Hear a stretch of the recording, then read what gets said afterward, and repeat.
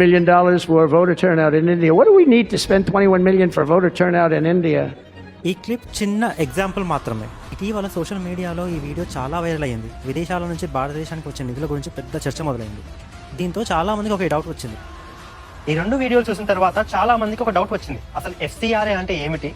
I'll tell you simply in 90 seconds. మీకు అందరికీ అర్థం విధంగా నేను చెప్తా. Please do follow my page.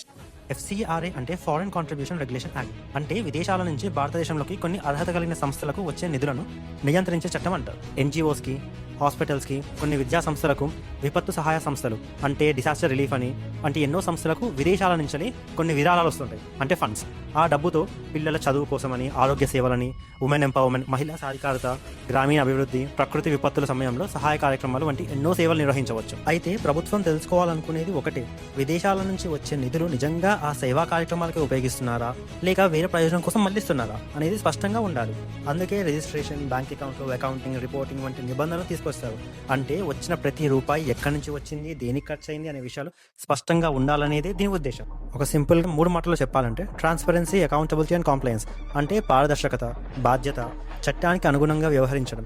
సింపుల్గా చెప్పాలి అంటే సరైన నిధులు సరైన పనులకు ఉపయోగిస్తున్నాయా లేవా అనే విషయాన్ని నిర్ధారించడమే ఈ చట్టం ఉద్దేశం.